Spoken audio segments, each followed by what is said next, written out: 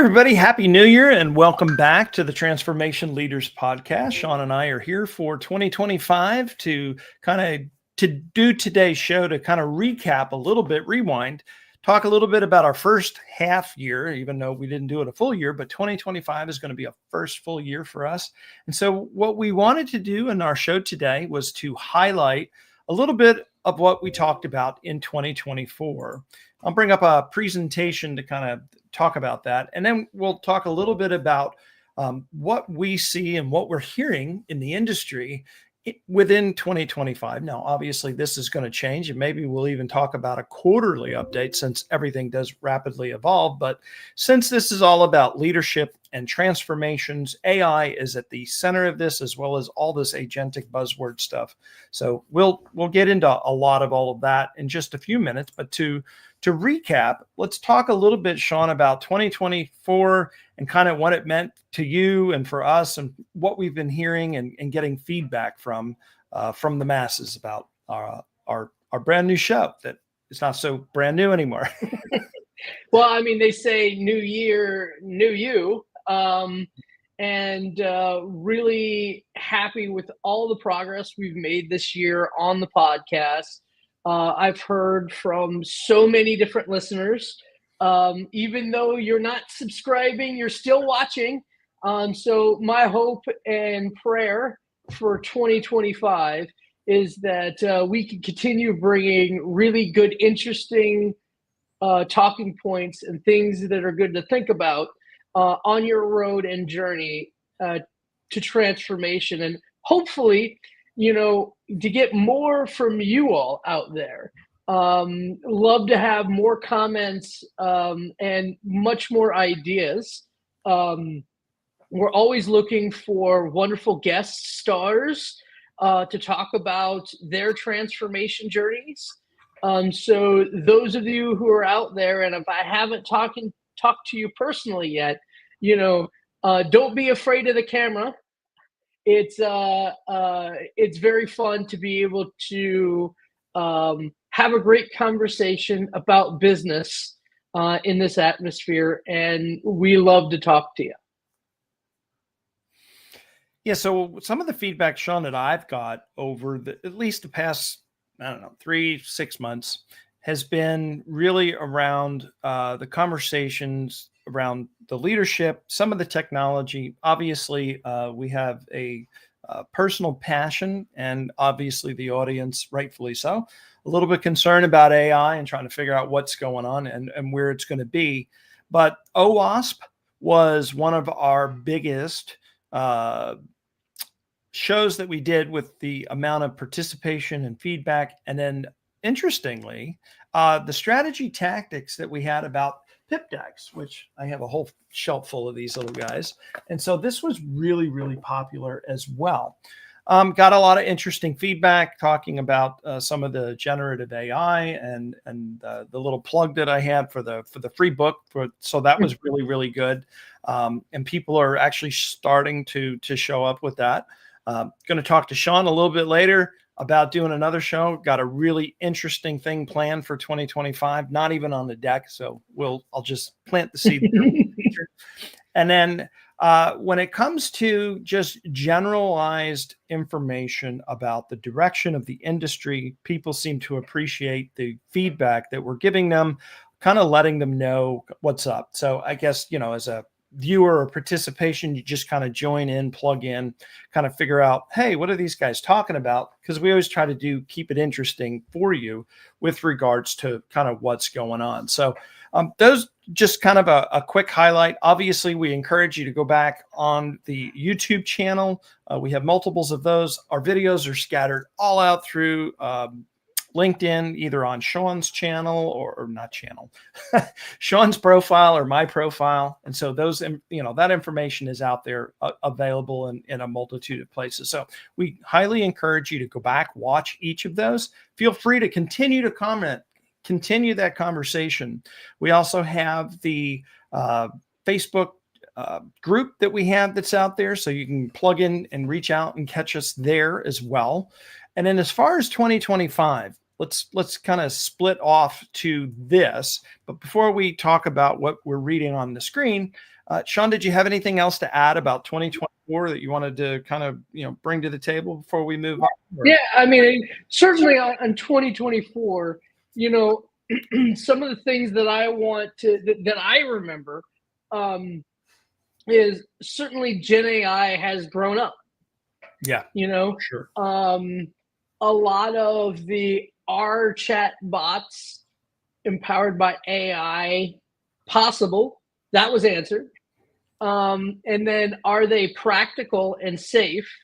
That was answered. I think I made a comment on one of the past podcasts that, Black Friday, a tremendous amount of business was done using AI chatbots. I know personally, for the people who got my Christmas gifts this year, feel rest assured that AI helped me in my journey trying to figure out what you may want. We saw NVIDIA just absolutely explode in value last year. I think now people listen to what we say, David, when we say, prompting is a necessity skill for all business leaders, not just technical people, but even business leaders. Yep. The prediction that I made in 2023 about AI being embedded in every experience, that has really shown off in 2024. The ethics of AI, we've seen people be very successful in ethical AI last year, and we've seen people kind of fall on their face. Google. But I think with AI, the biggest thing that I think has advanced, and we talked about this on several of our podcasts, is this homespun large language models, yep. Right? And that the powers that be out there, whether they be Google with Gemma or Microsoft with Phi, and China has brought in many, many new models. They're not exactly historically accurate models, but they are very powerful, very efficient model because they have to run on much smaller resources. And the good news about that is that our ability to use large language models in our desktop, in our home, and Apple is certainly doing it on their devices, with Microsoft following as well. This means that Gen AI at the edge is going to be a much more important thing. The Web3 crypto environment, which I'm still a very big proponent about, it effectively died at the end of 2023. And now, through different revelations and people talking as politics are changing in the States, we're finding out that there has been a war on that technology, which is super interesting, and that war may in fact be ending. So, Web3 is being different. A lot of the supply chain issues that were causing heartburn with using IoT, those have been completely alleviated. You could basically now get 2-day delivery of a Raspberry Pi, which was something that would take 6 months a year ago. Yep. The metaverse discussion was changed radically with Apple's release of the Vision Pro. Didn't exactly work out the way that Apple wanted it. And, the metaverse, I don't think has progressed in 2024. But, last but not least, just here in December, and we didn't have a conversation on this yet, which is about quantum computing. And Google made a tremendous advancement in the quantum computing realm that could very well undermine not today, but a lot of our encryption that cryptocurrency and Web3 is based upon. So there was an enormous amount of change in 2024, and I expect the same in 2025. So what do you think about 2024? What were the big milestones for you? I think pretty much you had a great summary on that. So just some pun or tongue in cheek, the Apple Vision Pro increased the industry as a whole if you're in the chiropractic industry. Um, a Yeah, lot of anybody who people having yeah, neck issues from that heavy face mask that they had to wear. I mean, it's a really, really cool tech, but in all honesty, it's extremely heavy. And you know, if you're trying to struggle for 8 hours, that's absolutely an issue. But you know, the last part of what you said, I think, is the most interesting. And so this is somewhat hearsay and mostly opinion. So take it for what it's worth. The biggest threat that we face now, right now, with all of this quantum computing and AI and all of this other stuff, is what you just said. And I don't think, you know, as the conspiracy theory goes, the things that are the real threat are the ones that are swept under the rug. Shh, don't talk about it. And everybody's like, oh, AI is going to come take my job. And it might and probably will for some of us. And for others, maybe not so much.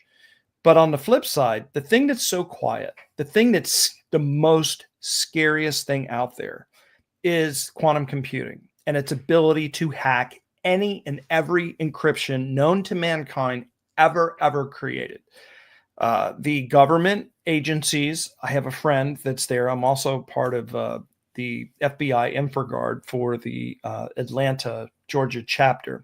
And so I'm privy to a lot of information that comes across the wire with regards to security and different things that come out of that. And so one of the things that is very concerning that I hear in that community is this encryption. There's companies, there is outsourced pieces of our government that are seriously in a fight for this. Because if you can control this and you're the one that gets a hold of it, and word on the street is they already have this built. It's already here. It's already a problem. And so this is lending into the conspiracy theory. How much I go and believe into it, I honestly, yeah, I don't mean, know. I But stopped using tinfoil a couple years back, but uh, bottom line is they are investing in quantum safe algorithms, and it's going to be a natural transition. So I think everybody saw in real time here. We should probably have a follow up on quantum computing, and yeah, please comment your thoughts on this. Um, I think it's going to create a reaction similar to AI. But yeah. anything else that 2024 garners memory of? No, I think that it really comes back down to people need to use the technology and not that this is a plug one way or the other. Because I mean, if you want it print, that's great. If you don't, go ahead and download that free copy of this. This is actually the physical printed book of it. So Mm-hmm. this isn't free, but the digital version is free. It's on GitHub. Leave a comment in the comment section. I'll give you a link to that and you can go ahead and download it. But the second half of this book has all kinds of prompt engineering tips and tricks and kind of walks you through the basics. You really, I'm begging you. It's not that I want you to read this. If you don't read this, there's a plethora of things out there. But get a hold of prompt engineering. And LM Studio can install on your desktop, whether you have a Mac, a PC, a Linux machine, doesn't matter. It allows you to play with AI in a safe way. That way, if you copy and paste private information, God forbid, please don't do this, but if you did, company information into it, it's on your desktop. So it's not going to leak or get out that way. It's much better than using ChatGPT or Poe or any number of publicly hosted things that are out there, whether you pay for it or not. That information you plug in there could and can be and probably will be cannibalized to some extent. If not, it definitely shows up in the logs. So just word of caution, make sure that everybody's practicing responsible AI. But the main key takeaway is that you can't ignore this. That was the message at the end of 2024. Now with this agentic thing, you need to wrap your heads around something new. And this is basically just AI at scale, AI doing a task, and a bunch of these AIs coordinated and orchestrated together to do multiple tasks. And this is the thing that's going to put some of us, not all of us, out of work, because this is a way of doing what needs to be done in the job and in the workplace. And so I don't think you're going to see AI do a whole job per se, but you're going to find, and this is what Sean and I have been going off the rails about, is that generative AI is going to come in and it's going to be weaved into your existing practices because it's low-hanging fruit. It doesn't need to boil the ocean. It chips away. It just continuously chips away. And then one day, something that was 100% manual is now 100% automated because all of the tasks in that workflow have been chipped away by automation and or AI automation. And that collectively or simplistically stated is essentially agentic type of deployments. So in order to get your head around that, just think what that means or what this could mean. So if you're a business leader or a business owner, that's great information for you because, well, you can do more with less, and we're always struggling to do more with less. If you're an engineer or you're an employee working at a company, you need to think about how can I use AI to make my job better, and how can I skill up and change myself to still create value from your position, even if it's radically changed from how your position is today. Think about your pivot. What can you do to deliver more value? How can you help bring this about? Because this will then take your current position, irregardless whether it goes away or gets automated. They're looking at you as an individual and what you can do for them, as opposed to, oh, well, this person was hired to do this task. This task is now automated. Let's eliminate the position. And then you got to go find another company who hasn't done the same, but you're going to be the dog chasing his tail, going from company to company to company as all of this comes on board. And there's going to be large companies like our company, like other companies that are out there. When I say our company, I don't mean Sean and I own a company, but we work for a company. And so, you know, we are the ones going in there making this radical change, and our competitors are out there going into these big Fortune 500, 100 companies and global companies, making these changes, helping companies chip away at these little things. So if you have any questions, again, Sean and I are always happy. But as we were looking through our crystal ball of predictions for 2025, there's a lot of interesting things. Now, this is not something that I don't think Sean does, but I don't want to speak for him, but I personally don't have any but a little, I mean a little bit of experience, and only because Sean mentioned the Raspberry Pi, which did take 6 months to get. But there's a little bit of robotic stuff that you can do with Raspberry Pi and generative AI. Haven't mixed the two of them together, but I have mixed Python and a Raspberry Pi to do some automations with some, actuators and things of that nature. But robotics, now that generative AI is here, and with, there he is. He's got one too. So it's small scale. In the theoretical sense, Sean and I have some robotic automation hardware experience, but it's only been a hobby, I think, for both of us. Now, if you're in the industry, oh my God, your world's about to be changed and turned on its head. And for those of us that have a lot of honeydews to do, these Tesla Optimus robots and these other type of robots, they can come in and they can mow our lawn, they can cook, they can clean, they can do all kinds of things. So I don't know that that's coming in 2025, but for sure, this is definitely going to be an interesting thing. Where else, Sean, do you think robotics is going to come in and make an entry in 2025? It's more to me of a 2026 or 2027 thing, but towards the middle to the end of this year, I think we're going to see big leaps and bounds in industry for robotics. Yeah, I mean, so number one, I'd like to take a step back, and some of you may not have heard of agentic AI, right? But I believe we're going to have a podcast on that one, because really, I like to explain agentic AI, and I'm always about terms, and explaining terms is important. So I associate agentic AI with the concept of microservices, right? Where you have individual APIs that do one thing, and then you can create an application that strings them all together. Agentic AI is very similar. You create a bot that's trained very specifically and expertly to do certain tasks, and then you have hundreds of those expert bots, and then you create a bot that can talk to all the other bots and then string together not only answering knowledge but actually actuating things like, okay, we're going to change your password. Like, let's make sure you're following the process to do that. And then it talks to different agents to help you through that journey of a long execution. But we'll talk about that a little bit later. Yep. I read a wonderful book in 2024 that was actually written in 2023 around what is the fundamental technologies that are going to be changing our existence, our commerce. And two of the things that they had stated was AGI, which all of you should understand what AGI is.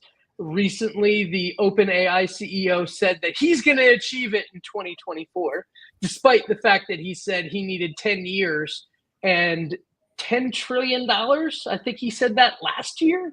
But anyway, AGI will be effective in supplanting a lot of white collar jobs. Yeah. Because it's thinking, it's reasoning, it's judgment. Right. Number two, robotics, or in this parlance, it was automatons. Yep. So having a robot that is generic, right? The idea is a robot that can do, like humans can do, many different things. Tesla's full self-driving, as an example, they started using AI based upon sonic, being able to use extrasensory perception that humans do not have, that electronics do. And what they found out is the world around us is built for our capabilities, for visual eyes, for two arms, two legs. So this is where automatons, you'll see, are humanoid. They're humanoid because the things that we want to do are replacements for humans. And, you know, NVIDIA has one that they are trying to push. Tesla has famously talked about, I think it's called Optimus, as in Optimus Prime. Of if any of you are of my generation and are familiar with Transformers. But the idea of automatons is to be able to use them in dangerous situations or monotonous. One of the memes that I believe I posted really early into our podcast was a lady saying, I want AI to help me with laundry and cleaning up and taking out the garbage at home, not doing my art and my art and my thinking for me, right? And that was really one of the major hits on Gen AI. Well, automatons will essentially figure that out. Yep. It's basically the things you don't want to do, you delegate the task to. You're the orchestrator. When Sean gave the earlier example, and I did too, about the tasks, like, you know, you have a bunch of tasks that you need to get done. Now, whether you like to do them or whether you can't get to them and they might need to get done, this is where these types of services and automations and hardware come into play. If you're simply just not able to clear your schedule, or you can't get to something, you delegate, and you delegate it to your assistant, whether it's a digital assistant where it's doing your task work on a computer or PC or whatever it may need to be, or if we're talking about these automatons where you might need to cook dinner. Maybe you're passionate about cooking, but you got so much to do. Maybe you got to go pick up the kids, and maybe you just want to come home and eat dinner. And so then you delegate that task to your automaton to cook whatever it's capable you tell it to go up on the roof and fix that shingle. Yeah, absolutely.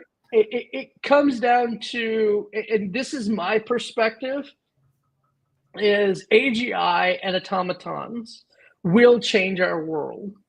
And what it will do is it will allow us to do, just like Gen AI is doing now, it allows us to be far more efficient at what we need to do for business. So the business is going to decide what needs to be done, and then they're going to delegate it to humans that they could trust, because I'm sorry, I don't see business trusting the execution and happiness to all of customers through a 100% automated anything. There's going to need to be managers. So what's going to happen is we're going to change from doers to orchestrators. Yep. We're going to change from bosses to managers. And we're going to be responsible for hardware and software doing their jobs, because if anybody has experienced a Microsoft experience in the last 20 years, you know that sometimes Microsoft has a bad day. And this is because it's software. It's great software. It's leading edge. It's excellent in every way, but software will have bugs. Yep. And your job will be filling the gaps when the software or hardware lets us down. And that we'll be able to be much more efficient. There'll be a boon of people who will be able to build new things and new experiences.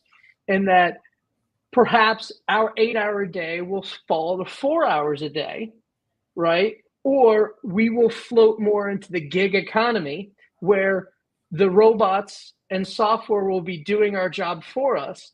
And when they're in trouble, they call us for help and we do it, so that effectively every person works more than 24 hours a day.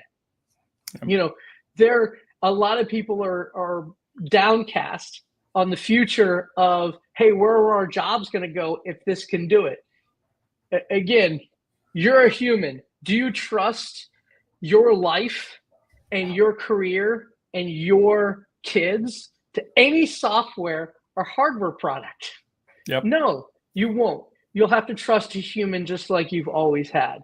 It's going to be a productivity game. But to circle all around on a 5-minute diatribe by me, I apologize, David. Yeah. Oh, that's fine. Robotics have always been doing point solutions. And I don't believe, like you don't believe, automatons are going to make an impact in 2025. I think, just like you, it's going to take a while to cook that meal. Just like full self-driving has been cooking for a decade.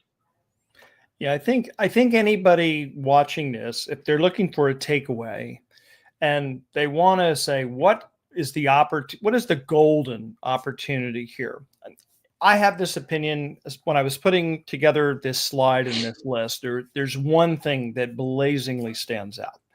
So it doesn't matter which side of the political spectrum you fall under. The reality is, right now, things are the way that they are, and this presents a unique opportunity. So on the negative side, Doge is going to clean house. There are going to be lots of these agencies that are going to be reorged, let go, released, whatever it might be, due to the funding issue. However, if you look at the age-old problem of doing more with less, which is what every business is trying to do, and autonomous agents, everything that we talked about. If you are an organization, if you deal with government contracts, your golden opportunity is to work with Doge to find ways of putting agentic AI in our government securely, as well as using this as an opportunity to automate the things that are costing hundreds of thousands, millions and billions, trillions even of dollars So if you're in a sector that has anything to do with government contracts, that's the golden opportunity for you for sure. Look and expect financial issues, financial crashes, financial restructuring and reorgs. Government service providers, obviously, not to harp on it or beat a dead horse. You definitely need to be concerned if you've got any contracts in the works there, because everything is under scrutiny right now. And whatever it is you're doing, flip it on its head, put that agentic twist on it, or show them more value in that way, especially if you're working on any RFPs in the middle of that. Yeah. This goes without saying, obviously, the Japanese auto manufacturing market is about to be turned on its head with Nissan and Honda merger that was announced, I think, towards the very, very end of 2024. So I don't know. I haven't tracked on that. So it looks like all of that's happening, but just expect to see lots of consolidations. We're seeing even in the tech industry, Microsoft, Facebook, which LinkedIn is part of Microsoft, but all of these platforms, all of these technology and companies, they're doing things twofold, just like Doge. They're trimming the fat, reducing redundancy, getting rid of low performance positions and personnel. And so all of this is just what's unfortunately the biggest loser, negative side of the plate of what's coming, but also how do you turn that negative into a positive for yourself and or your company? Sean, what are your thoughts and feelings on what you see coming? I don't want to harp necessarily on the negative side of it, but I always like to say, okay, here's a problem, but here's how you fix it, kind of solution type thing. Exactly. And what we'll see with government service providers, they're going to have to change the way they do business. And again, I am very passionate about that, because as a technology provider company, I feel like every year we have to completely change how we're delivering value to our customers. So, while I'm certainly passionate about that, again, this is going to be the sign of the times. Transformation is not a one and done thing. It is going to be an evergreen part of every business, large business, moving forward. And certainly we saw in 2024 several tech companies that are going that route. And then recently, in the beginning of this year, Meta has followed suit. And we're hearing a lot of other companies, they believe investment in productivity gains is really where 2025 is going to be. And so really recommend a lot of these companies that are in the being disrupted markets, whether it be the auto manufacturers. I mean, they were certainly very laser focused on the electric vehicle revolution, and they have been let down by not only the governments that begged them to do it, but the costs have changed dramatically with inflations. So they were incredibly disrupted last year, and it's going to continue into the future. But what we are seeing is transformation is how you get out of these. If somebody has disrupted you, transformation is how you get into a stable place. And there is plenty of room for people who have been, let's just say, stuck on a single process or a single value prop to be able to move to a completely new value prop. So, it is an evergreen business model for all of us. And if you are not equipping yourself to help with the transformation, you are dooming yourself to the disrupted. And can't emphasize that enough. Yeah, so I think that everybody that has kind of been tuned in, this is kind of what we have seen more of at the end of this year. Kind of crystal ball was showing us really what was coming, and it's a lot of more of the same, but with the agentic nomenclature thrown into the mix. It's just really what we've seen in 2024 at scale, and things working bigger, better, faster. And unfortunately, or fortunately, the progress is happening. I've never seen anything move so fast. This is absolutely insane, not only within the technology framing as a whole, but there are these pockets inside of this technology, from large language models to specialized models to just good God knows anything else. So, um, anybody Small looking for? language models, right? Yeah, Uh, yes, that small too. That's action another models. niche. I mean, basically, I really do believe that this year people are going to realize that, wait a second, we could create our own language model Yes. and we can make our niche, so that we can effectively train something. And, a lot of people are like, oh, it's too costly. Yeah, 2 years ago it was. Yeah. But many of these free open source software models are leaving the door open so that 90% of the hard work is done. So, super interesting to see how small language models, small action models become prevalent in 2025. We already kind of talked about agionic AI. I think we'll talk about it way more in the future. Yeah. I think we're going to see concurrency in multimodal large language model interactions. So, do you remember the first Gemini demo that they did? It was mesmerizing. I hope all of you look it up on YouTube and watch. I showed it to my kids.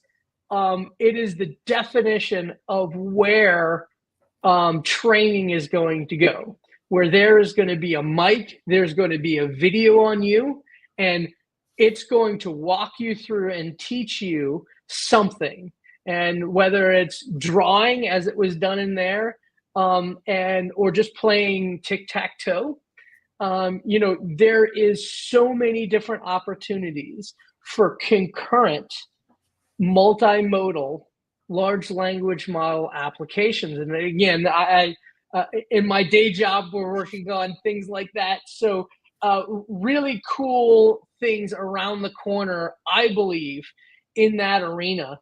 And a lot of these companies, they've done the voice language models. They're doing the text and picture, and with Sora, you're seeing a lot of people doing video.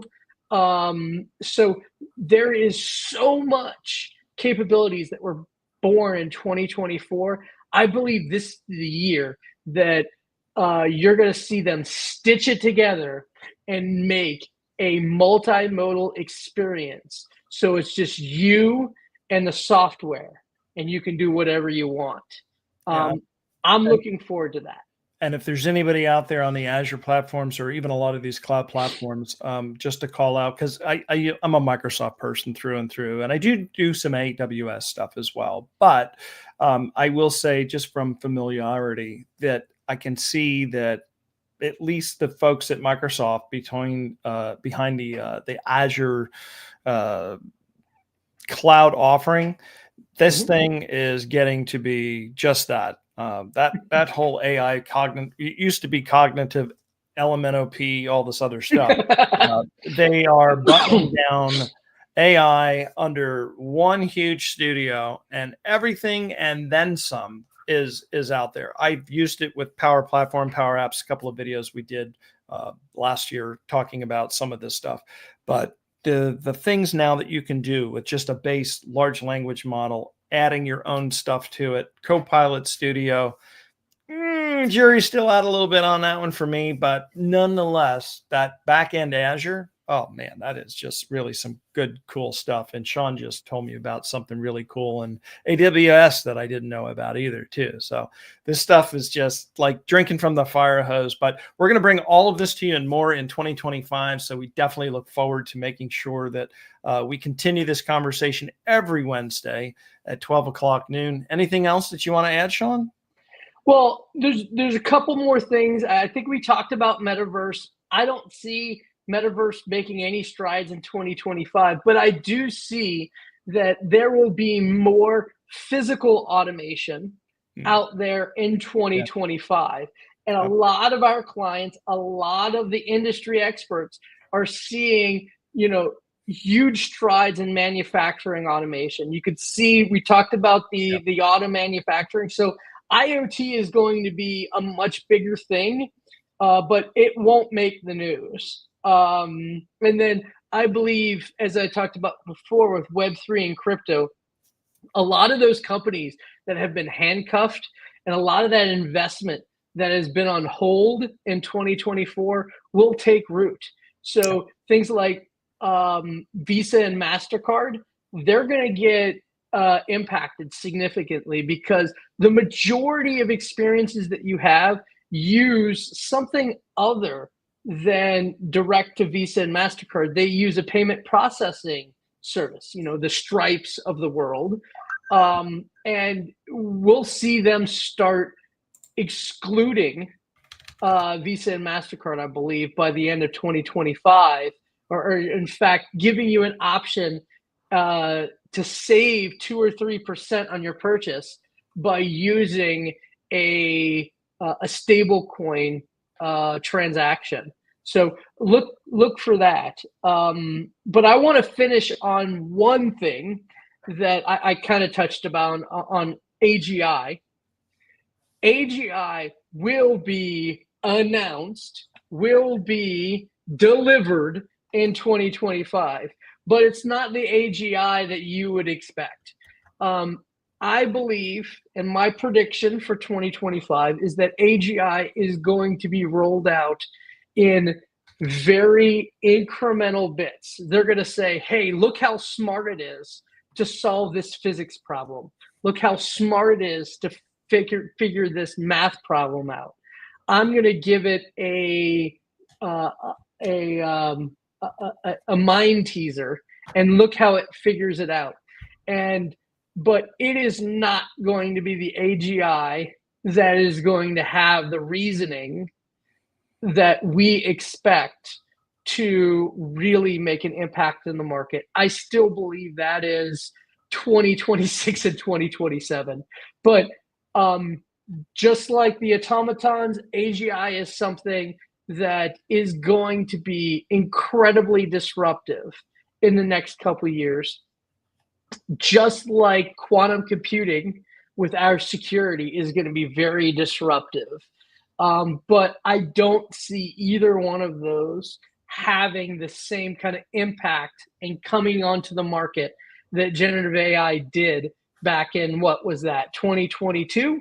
Yeah, end of 2022, November, really, when they kind of let the cat out of the bag. And by December, oh my goodness, everybody's like, what is this thing? And absolutely exploded. Yeah, I mean, when you show people the value and you just make it to a layman, here is what you can do with it, and making it available for everybody to test drive in less than a minute, they really took AI and made it digestible to the public. And that was their moonshot moment. And everybody should remember this. That technology has been around for over a decade.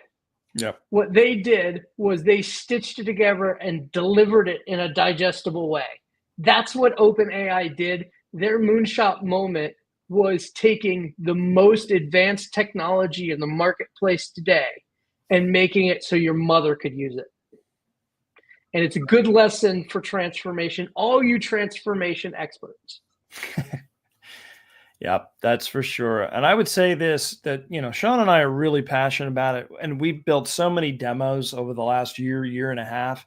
There's just probably almost every scenario that you could imagine. And if not, we could definitely whip some stuff up for you. So if you have any questions, want to see a POC, want to see how something might work for your organization or company, hit us up on LinkedIn. We're absolutely here to help you answer any questions that you need. Always looking to continue the conversation with you. So again, we are here every Wednesday at 12 o'clock noon. So make sure to stop by to continue the conversation there, or at least just tune in and see what we got to say. And you never know that we may also have a guest here from time to time. Speaking of which, if you have a new technology, something as a demo that you've built that you'd love to showcase and share with our audience, we'd love to have you on the show and talk about it, and let's see what you got. So reach out to us for that too as well. Anything else you want to add, Sean, before we sign off for this show? Looking forward to a great 2025 with you, brother. Excellent. Same to you, Sean. Happy New Year, everybody, and hope you all had a great holiday. Bye-bye. Bye.